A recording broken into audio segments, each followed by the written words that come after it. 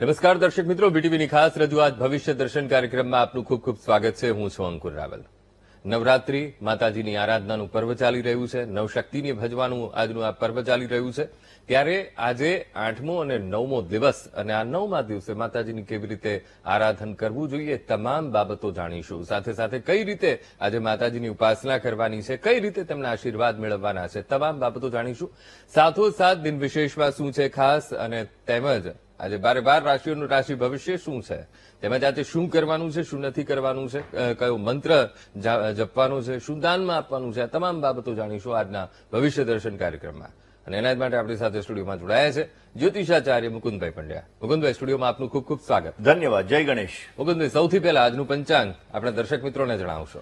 લંબોદર નમસ્તુભ્યમ સતતમ મોદક પ્રિયમ નિર્વિઘ્નમ કુરુ મે દેવ સર્વ કાર્યેષુ સર્વદા. સર્વ દર્શક મિત્રોને પ્રથમ તો જય ગણેશ. દર્શક મિત્રો, નવલી નવરાત્રી ચાલી રહી છે. માં જગદંબાની ઉપાસના કરવા માટેનું પવિત્ર પાવન પર્વ છે. 9 દિવસ માં જગદંબાની આરાધના આપણે કરતા હોઈએ છીએ, ગરબે ઘૂમતા હોઈએ છીએ, માતાજીના મંત્રનો જપ કરતા હોઈએ છીએ, દાન પુણ્ય કરતા હોઈએ છીએ. એના દ્વારા માતાને પ્રસન્ન કરવા માટે આપણે આપણા જીવનની અંદર આ સમયગાળો એવો હોય છે કે આપણી બોડીને આપણે એક એનર્જી પ્રાપ્ત થાય એ માટે આપણે ઉપવાસ વગેરે વસ્તુઓ કરી અને એક પોઝિટિવ એનર્જી આપણે ક્રિએટ કરતા હોઈએ છીએ. દર્શક મિત્રો, 2016 પછી આ 2025ની સાલની અંદર 10 નવરાત્રી બની રહી છે. આજે સાંજ સુધી 8મની નોરતું છે, એટલે કે આજે સાંજના 6 અને 8 મિનિટ સુધી અષ્ટમીની તિથિ છે. ત્યારબાદ 9મીની તિથિ પ્રારંભ થશે અને 9મીની તિથિ કાલે સાંજે 7 અને 1 મિનિટ સુધી રહેવાની છે.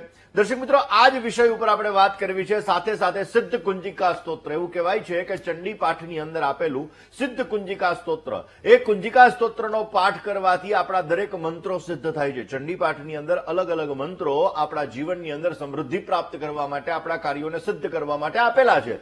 અને એટલા માટે દર્શક મિત્રો, આ સિદ્ધ કુંજિકા સ્તોત્રનો પાઠ આપણી મનોકામનાઓને પૂર્ણ પણ કરે છે. તો આ નવરાત્રીની અંદર અષ્ટમી અને 9મી તિથિના દિવસે કેવી રીતે સિદ્ધ કુંજિકા સ્તોત્ર દ્વારા તમારી મનોકામનાઓને તમે પૂર્ણ કરી શકો, આ દરેક વિષય ઉપર ચર્ચા કરવી છે. ભાઈ, હવે દિન વિશેષની જો વાત કરીએ આપણે, ચંડીપાઠનું તો એક અનેરું મહત્વ છે જ, પણ એ ચંડીપાઠમાં સિદ્ધ કુંજિકા સ્તોત્રનું એક અલગ જ મહત્વ એ બતાવવામાં આવ્યું છે કે બધા સ્તોત્ર, બધા મંત્ર એક તરફ ને એક તરફ સિદ્ધ કુંજિકા.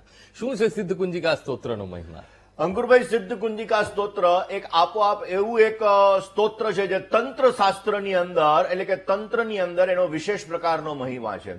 દર્શક મિત્રો, શારદીય નવરાત્રીનો પ્રારંભ થઈ ગયો છે અને આ શારદીય નવરાત્રીની અષ્ટમી અને 9મી તિથિ છે. હવે દર્શક મિત્રો, એવું કહેવાય છે કે માં જગદંબાની કૃપા પ્રાપ્ત કરવા માટે, માં જગદંબાની આરાધના કરવા માટે ખાસ ચંડી પાઠની અંદર અલગ અલગ શ્લોકો આપેલા છે. પરંતુ એમાં પાછળના ભાગમાં આપેલું સિદ્ધ કુંજિકા સ્તોત્ર, શૃણુદેવી પ્રવક્ષ્યામિ કુંજિકા સ્તોત્રમુત્તમમ યેન મંત્ર પ્રભાવેણ ચંડી જાપા શુભ ભવેત. અને આ સિદ્ધ કુંજિકા સ્તોત્ર એ માં દુર્ગાની એક સ્તુતિ છે, એક પાઠ છે કે જે પાઠનું સ્મરણ કરવાથી, જે પાઠ કરવાથી આપણા જીવનની અંદર સુંદર મજાનો લાભ મળી શકે. હવે દર્શક મિત્રો, આ સિદ્ધ કુંજિકા સ્તોત્ર રુદ્ર યામલ નામના તંત્રની અંદર, રુદ્ર યામલ નામના તંત્રની અંદર શિવ પાર્વતીનો જે સંવાદ છે, આ શિવ પાર્વતીના સંવાદની અંદર દુર્ગા સપ્તશતીની અંદર આ સિદ્ધ કુંજિકા સ્તોત્ર આપેલું છે. દર્શક મિત્રો, એવું કહેવાય છે કે સિદ્ધ કુંજિકા સ્તોત્રના નિયમો ઘણા બધા છે અને એવું કહેવાય છે કે આ સિદ્ધ કુંજિકા સ્તોત્ર કરવામાં આવે વિના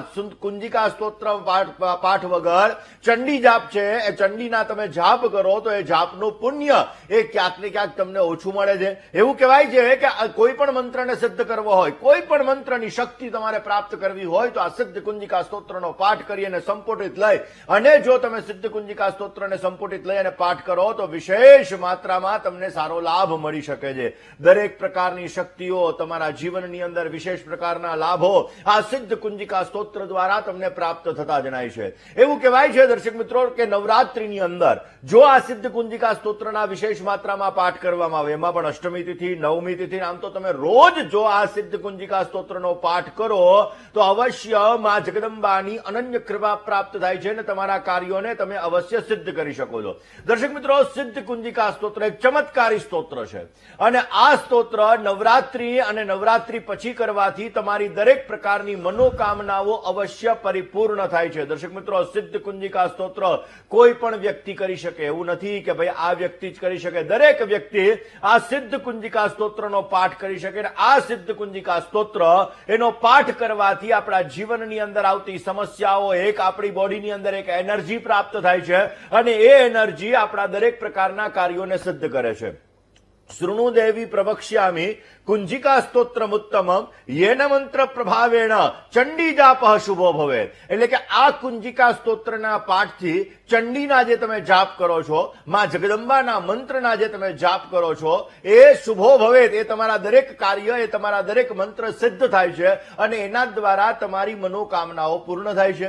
હવે દર્શક મિત્રો, આ જ કુંજિકા સ્તોત્રની અંદર અલગ અલગ બીજ મંત્ર પણ આપેલા છે. અંકન ચન ટન તમ પમ યમ શમ વિમ દુમ એમ વિમ. આ દરેક મંત્ર, કારણ કે મંત્ર એક ધ્વનિ સ્વરૂપે છે અને એ મંત્રની અંદર એક એનર્જી રહેલી છે. જ્યારે નાનકડું બાળક હોય અને આ બાળક પોતે જ્યારે મોટું થતું હોય ત્યારે અલગ અલગ ઉચ્ચાર, અલગ અલગ સ્વર પોતે કરતું હોય અને દર્શક મિત્રો, જ્યારે બાળક છે બોલવાની અંદર એને સમસ્યા ઉત્પન્ન થાય તો ત્યારે આપણે આપણી જીભ ઉપર રીમ શબ્દ લખતા હોઈએ છીએ, કારણ કે રીમ એ સરસ્વતીનો મંત્ર છે. એવી જ રીતે દરેક બીજ મંત્ર એ અલગ અલગ અક્ષર સાથે જોડાયેલા છે અને એટલા માટે આ કુંજિકા સ્તોત્ર છે એનો પાઠ કરવાથી આપણા જીવનની અંદર સારો લાભ મળે છે. ધનને લગતી સમસ્યા હોય, આર્થિક સમસ્યાઓથી પીડાઈ રહ્યા હોઈએ તો પણ આ કુંજિકા સ્તોત્રનો વિશેષ માત્રામાં પાઠ આપણા જીવનની અંદર દરેક પ્રકારના લાભોને પ્રાપ્ત કરાવે છે અને આપણા જીવનની દરેક પ્રકારની સમસ્યાઓને દૂર કરે છે.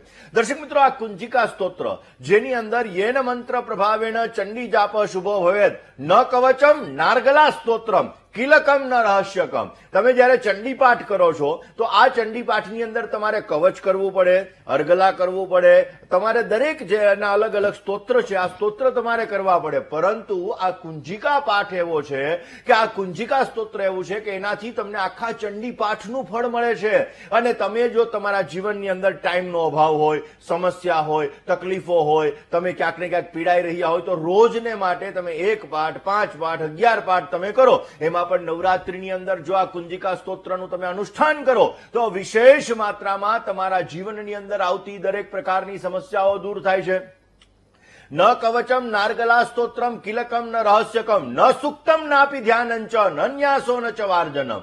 એટલે કે આ કુંજિકા પાઠ કરવા માટે તમારે કોઈ પણ જાતના સ્તોત્રનો, કોઈ ધ્યાનનો, કોઈ મંત્રનો, કોઈ જપ, કોઈ પણ વસ્તુ કરવાની જરૂર નથી. ખાલી આ કુંજિકા સ્તોત્રનો પાઠ કરવાથી તમને ચંડી પાઠનું પૂર્ણ ફળ પ્રાપ્ત થાય છે. યેન મંત્ર પ્રભાવેણ ચંડી જાપ શુભો ભવેત. અને દર્શક મિત્રો, આ ચંડી પાઠ એટલે કે આ જે સિદ્ધ કુંજિકા સ્તોત્ર છે આ કુંજિકા સ્તોત્ર તમારા જીવનની અંદર આવતી દરેક પ્રકારની સમસ્યાઓને દૂર કરે છે. તમારે કોઈ પણ પ્રકારનું તંત્ર કરવું છે, તમારે કોઈ પણ પ્રકારના મંત્રને સિદ્ધ કરવો છે, કારણ કે આપણા ઋષિમુનિઓએ દરેક મંત્રને લોક કરી દીધા છે. દરેક મંત્ર છે ને એ લોક છે અને એટલા માટે જ્યારે આપણે મંત્ર કરતા હોઈએ તો એ મંત્રનું ફળ આપણે એમ કે ઓહો, હું તો આટલા બધા જપ કરું છું છતાં મને ભગવાન ફળ નથી આપતા, પણ એ મંત્રને આપણા ઋષિમુનિઓએ લોક કર્યા. શું કામે? કારણ કે એને ખબર હતી કે કલયુગની અંદર આ મંત્રનો દુષ્પ્રભાવ, આ લોકો છે એનો પોતે ક્યાંક ને ક્યાંક એનો ખોટો ઉપયોગ પણ કરી શકે અને એટલા માટે દર્શક મિત્રો, જો કુંજિકા સ્તોત્રનું સંપુટ કરી અને એનો પાઠ કરવામાં આવે અને ત્યારબાદ એ મંત્રને જો સિદ્ધ કરવામાં આવે તો વિશેષ માત્રામાં જીવનની અંદર આવતી દરેક પ્રકારની સમસ્યાઓ તમે દૂર કરી શકો છો.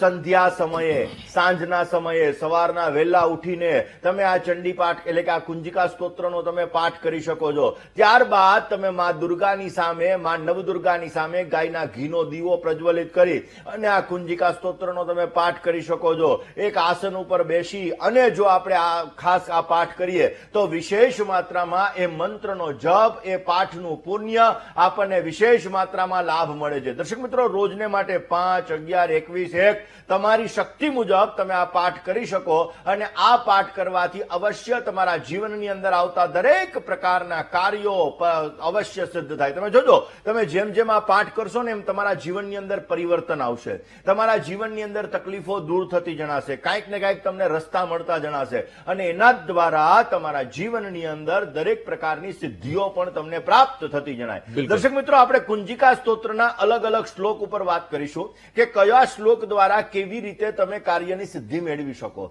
કયો શ્લોક તમારા જીવનની અંદર તમને લાભ આપી શકે છે. આ વિષય ઉપર આગળ આપણે ચર્ચા કરતા રહીશું. જય ગણેશ. બિલકુલ. અને આમ સિદ્ધ કુંજિકા એટલે સિદ્ધ ચાવી જ છે. અને અત્યારના સમયના જો આપણે પ્રશ્નોની વાત કરીએ, એમાં મારણમ મોહનમ શૈવ, હવે આ બધી વસ્તુ છે તો આપણે અંદરના શત્રુઓનું જો શમન કરીએ તો બાહ્ય શાંતિ થવાની જ છે. એટલે સિદ્ધ કુંજિકા એના માટે પણ ખૂબ અસરકારકતા, કારણ કે અત્યારે આપણે જોઈ રહ્યા છે અજ્ઞાત ભયથી લોકો પીડાઈ રહ્યા છે, ડિપ્રેશનથી લોકો પીડાઈ રહ્યા છે, નાહકના પ્રશ્નોથી પીડાઈ રહ્યા છે, તો સિદ્ધ કુંજિકા કેટલું બળ આપે?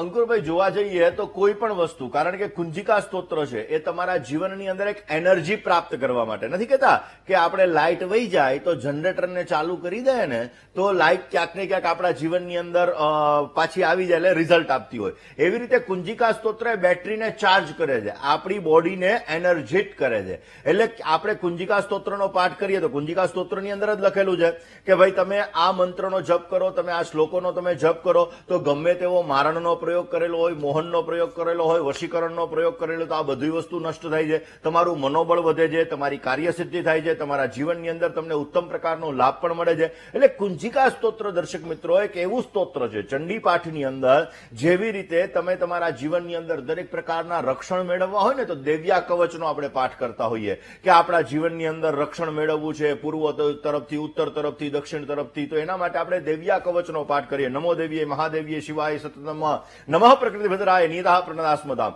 પરંતુ દર્શક મિત્રો, એક કુંજિકા સ્તોત્ર એક એવો પાઠ છે, નથી કહેતા માસ્ટર કી. આપણા દરેક બેડરૂમ હોય, બેડરૂમની ચાવી, પછી મેઇન ગેટની ચાવી, આ બધાની ચાવી કોણ? તો કે ભાઈ કુંજિકા સ્તોત્ર. કુંજિકા સ્તોત્ર એક એવું સ્તોત્ર છે કે જે માસ્ટર કી છે અને આ માસ્ટર કીનો રોજને માટે જો આપણે પાઠ કરીએ, રોજને માટે આ કુંજિકા સ્તોત્રનો પાઠ કરવાથી આપણા જીવનમાં આવતા અજ્ઞાત ભય, અજ્ઞાત સમસ્યા, દરેક વસ્તુઓ દૂર થાય છે.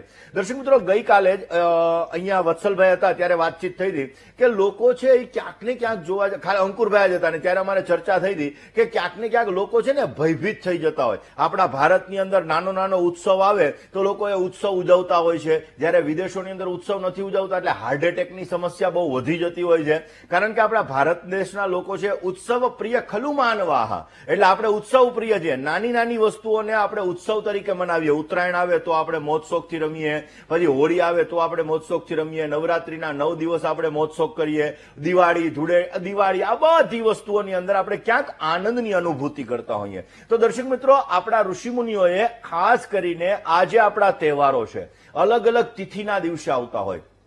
હવે તિથિ સૂર્ય અને ચંદ્રની ગતિ ઉપર આધારિત છે. હવે ઘણા લોકો શું કરે કે ભાઈ નવરાત્રીના 9 દિવસની જગ્યાએ 10 દિવસ છે તો આપણે તો 8મે દિવસે જ નિવેદ કરી નાખવાના, 9મે દિવસે જ નિવેદ કરી નાખવાના. પણ તિથિ કઈ છે એ તો જુઓ. તિથિ સાંજના સમયે અષ્ટમી તિથિ બેસી રહી છે તો તમારા દિવસના નિવેદ થતા હોય તો તમારે દિવસે નિવેદ કરવાના રહીએ, કારણ કે તમે તમારા કુળદેવીને એ તિથિના દિવસે તમે ભોગ અર્પણ કરો છો. અને એટલા માટે જે લોકોને 9મી તિથિના નિવેદ થાય છે, આવા લોકોએ ખાસ કરીને જોવા જઈએ તો આજ સાંજ સુધી અષ્ટમી તિથિ છે ને કાલે સાંજ સુધી 9મી તિથિ છે, એટલે કે આવતીકાલે નોમના નિવેદ કરવાના છે. જે લોકોના અષ્ટમીના તિથિના નિવેદ છે દિવસના થતા હોય એ લોકોએ આજે નિવેદ કરવાના, જેના સાંજે થતા હોય એને કાલે કરી લીધા હશે, કારણ કે ઘણા બધાના ફોન આવ્યા હતા એટલે ઘણા બધાએ કરી જ લીધા હશે. તો અવશ્ય આ નવરાત્રીની અંદર, આમ તો નવરાત્રીની અંદર જયારે માં જગદંબાને આપણે ભોગ અર્પણ કરીએ છીએ, આપણી કુલદેવીને આપણે ભોગ અર્પણ કરીએ છીએ